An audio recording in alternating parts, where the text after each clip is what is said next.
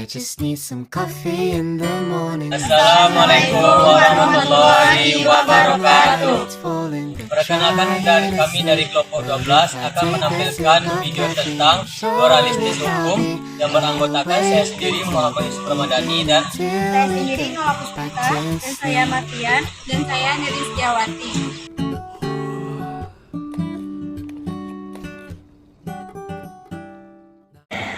Hukum tradisional.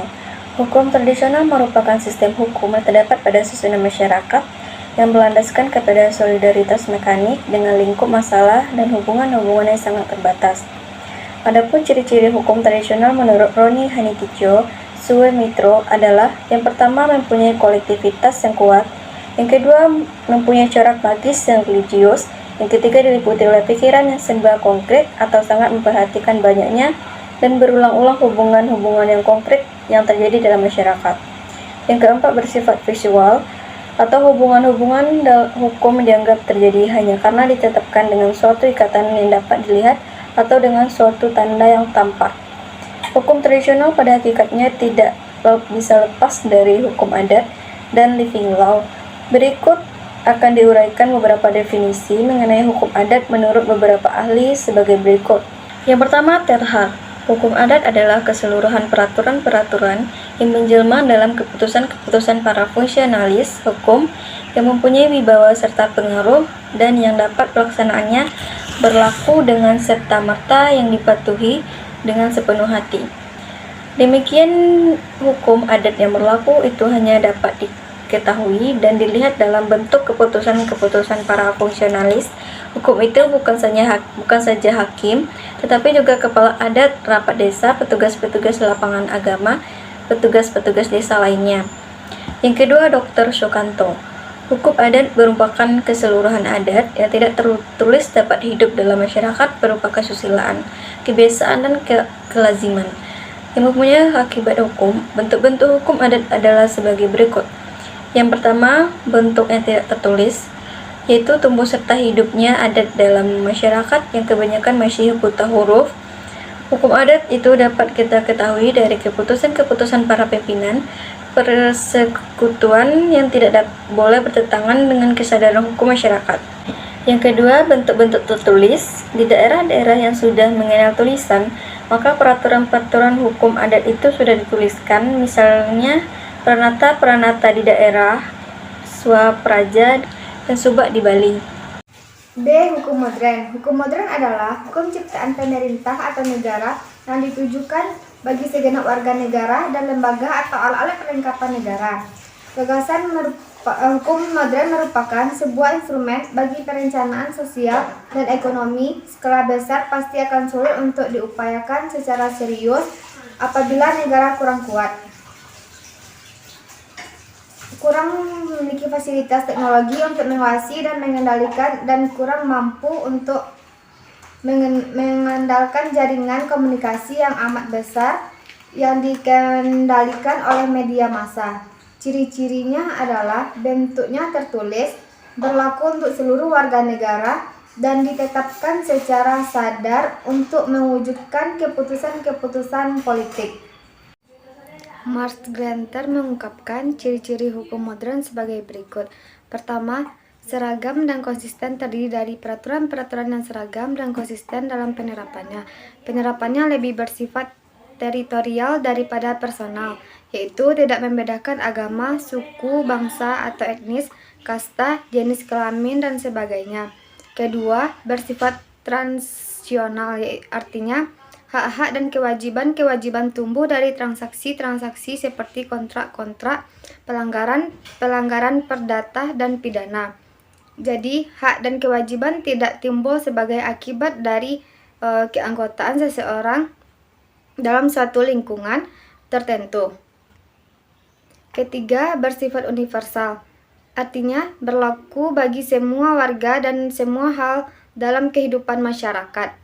Keempat, bersifat hierarkis atau berjenjang, yaitu terdapatnya suatu jaringan penerapan hukum yang teratur, mulai dari tingkat pertama, lalu ke tingkat 2 atau banding, lalu ke tingkat 3 atau kasasi, dan seterusnya. Kelima, diorganisasikan secara birokratis untuk mencapai uniformitas. Sistem hukum modern harus bekerja secara impersonal, mematuhi prosedur-prosedur yang ditentukan untuk setiap kasus dan memberikan keputusan untuk setiap kasus itu sesuai dengan ketentuan-ketentuan yang tertulis. Keenam, dijalankan oleh ahli-ahli khusus atau profesional. Keahlian tersebut diperoleh melalui pendidikan. Ketujuh, dapat diubah-ubah. Hukum ini juga memuat cara untuk meninjau kembali dan prosedur untuk mengubahnya. Kedelapan, bersifat politis atau hukum dikaitkan dengan negara. Negara mempunyai sifat monopoli dalam membuat peraturan-peraturan hukum. Kesembilan, adanya pemisahan antara tugas membuat dan menerapkan hukum. Sedangkan menurut Max Weber, ciri-ciri hukum modern adalah sebagai berikut. A. Memiliki suatu kualitas normatif yang umum dan abstrak.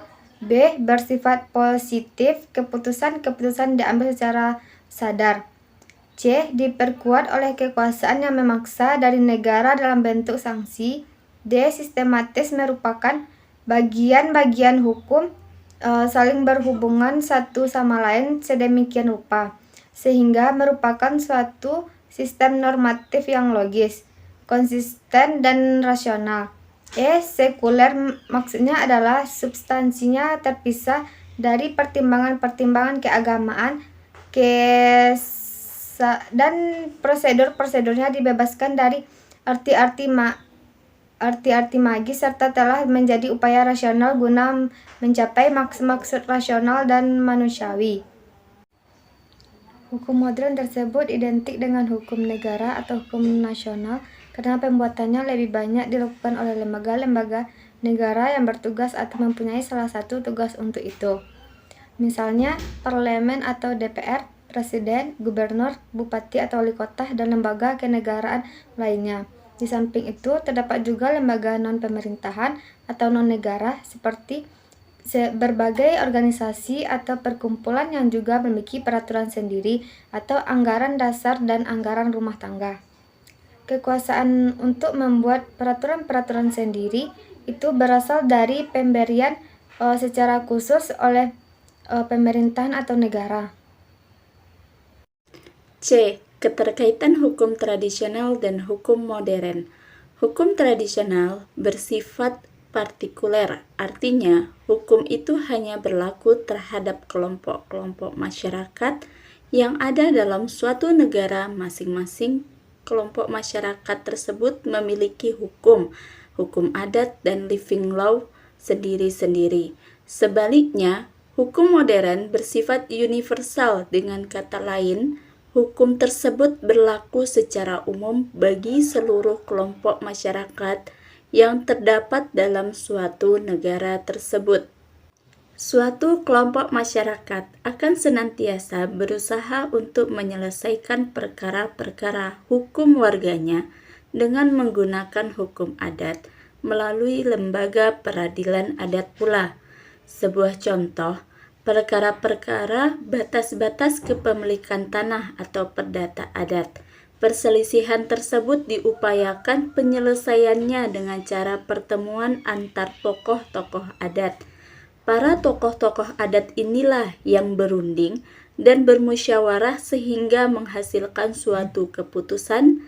Namun, apabila perkara tersebut tidak bisa diputuskan oleh kedua belah pihak, maka penyelesaian perkara itu akan dibawa oleh salah satu atau kedua belah pihak ke lembaga pengadilan negara. Lembaga pengadilan negara mutlak untuk memutuskannya. Di lembaga pengadilan negara ini berlakulah hukum modern atau hukum negara. Pada sisi pemerintahan, dalam pembuatan atau penyusunan suatu peraturan hukum negara, biasanya dan wajib mempedomani hukum adat yang berlaku dalam kehidupan sosial suatu kelompok masyarakat. Dengan kata lain, hukum adat merupakan masukan bagi para ahli untuk menyusun dan membuat hukum nasional. Hal ini ditegaskan oleh Subject Sucipto Raharjo bahwa hukum nasional tidak dapat mengabaikan begitu saja kenyataan-kenyataan yang tumbuh sejalan dengan kehidupan hukum adat itu sendiri. D. Analisis hukum adat yang terdapat pada Negeri Taluk Lintaguo. Upacara kematian adalah salah satu upacara adat yang wajib dilaksanakan pada masyarakat Negeri Taluk. Kewajiban pelaksanaan upacara kematian ini disebabkan karena upacara ini termasuk ke dalam adat nan teradat di Negeri Taluk.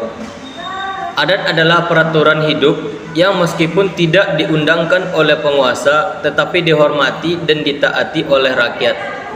Dan keyakinan bahwa peraturan tersebut berlaku sebagai hukum. Artinya bahwa sebagai salah satu adat di Negeri Taluk, masyarakat wajib melaksanakan upacara tersebut. Ini disebabkan karena adat merupakan peraturan yang harus dihormati dan ditaati oleh masyarakat sebagai pedoman dalam bertindak dan bertingkah laku. Di Negeri Taluk, jika ada salah seorang dari anggota masyarakat yang meninggal dunia, maka upacara kematian wajib untuk dilaksanakan. Yang pertama, Manigo Hari. Upacara Manigo Hari adalah upacara kematian yang dilaksanakan setelah 3 hari jenazah dimakamkan. Manigo Hari ini dilaksanakan setelah sholat maghrib. Acara yang dilaksanakan dalam Manigo Hari ini adalah mengaji atau tadarus. Mengaji ini dihadiri oleh nenek mama, tuangku, masyarakat sekitar, serta diikuti juga oleh anak surau. Acara ini diakhiri dengan doa bersama yang dipimpin oleh tuanku untuk memohon ketabahan hati dan kekuatan iman bagi orang-orang yang ditinggalkan. Dan orang-orang yang telah meninggal dunia terhindar dari azab kubur dan api neraka. Yang kedua, menuju hari.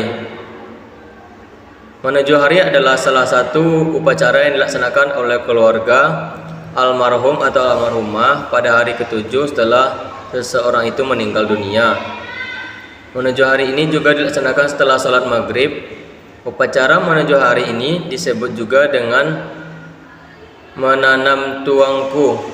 Artinya pada hari ke-7 hari ini nenek mama akan menunjuk salah seorang tuanku yang akan datang setiap hari untuk berdoa ke rumah duka. Tuangku yang telah ditunjuk tersebut akan datang ke rumah duka mulai esok harinya sampai hari ke-100. 3. 2x7. Upacara yang diadakan dalam 2x7 ini adalah Manamai Kaji anak surau. Anak surau yang telah datang dari malam pertama jenazah dikebumikan akan menghatamkan bacaan Al-Quran sebanyak 2x7. Masyarakat yang datang untuk melayat juga akan berdatangan sewaktu 2x7 ini. Mereka yang datang akan membawa beras yang dimasukkan ke dalam mangkok dan dibungkus dengan sapu tangan. Pada upacara ini, keluarga akan memasak makanan yang akan dihidangkan kepada masyarakat yang datang untuk melayat. 4. 30 hari, 40 hari, 50 hari, 60 hari, dan 70 hari.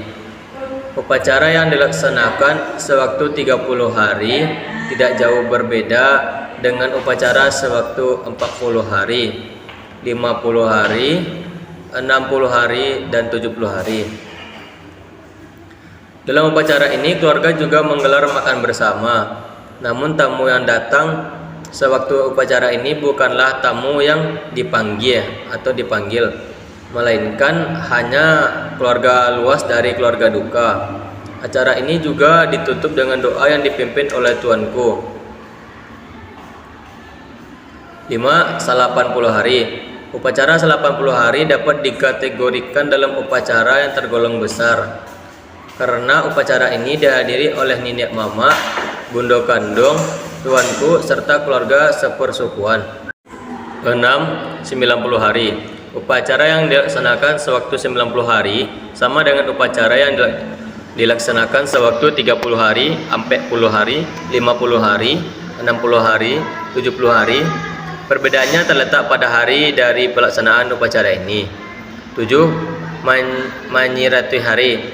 Menyiratui hari adalah puncak upacara kematian yang dilaksanakan dari di Nagari Taluk. Di hari pelaksanaan upacara menyerati hari, pihak keluarga memberikan jamuan makan kepada masyarakat. Undangan yang sebelumnya telah dipanggil untuk menghadiri upacara menyerati hari akan berdatangan mulai pukul 14 waktu Indonesia Barat hingga pukul 22 waktu Indonesia Barat. Semua masyarakat yang terdiri dari nenek mama, tuangku, bundo kandung, sumando, dan masyarakat akan berdatangan untuk memeriahkan acara tersebut. Asleep, I'm swaying left and right.